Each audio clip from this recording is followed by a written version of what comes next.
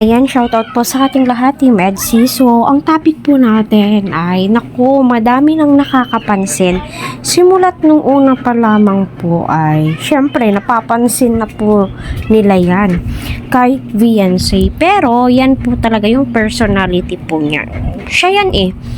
Diba? Ina-express niya po yung sarili niya. Hindi po niya kailangan baguhin yung sarili niya para magustuhan. Mas maganda kasi kung makikita mo po talaga yung tunay na ugali niya, kung sino siya, the way na manamit po siya, 'di ba? Para hindi na tayo maiba or hindi na madaming salita pa. So, ito naman po, unang-una po pala sa lahat, marami pong salamat sa lahat ng Team Edsi out there. Please, kung may mga saloobin po kayo, mag-comment lang po kayo dyan para matapik po natin, para ilahad ang inyong expressions patungkol nga po sa topic po natin for today's video. At naway patuloy po natin suportahan sa Kalinga Prab, Kuya Val at ang buong team.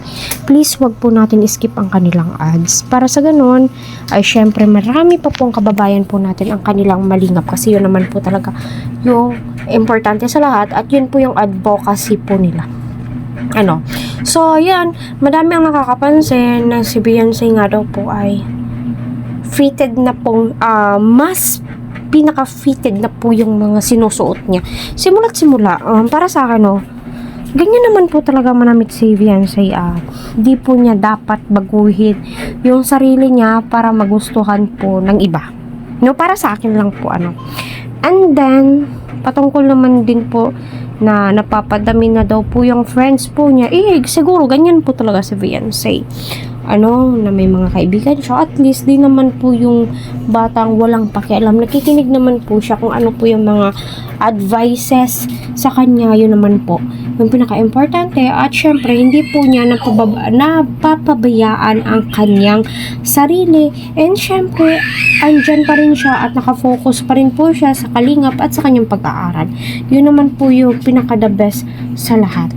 At saka sa mga nagsasabi, ang laki ng pagbabago ni Beyonce, lahat naman po tayo ay nagbabago, at least kita po natin kung gaano po siya ka-thankful at gaano po siya devoted at gaano po siya minahal ang kalingap. Until now, andyan pa rin siya nag-stay sa kabila ng, alam naman po natin, hindi po talaga nawawala yung pangbabash sa kanya.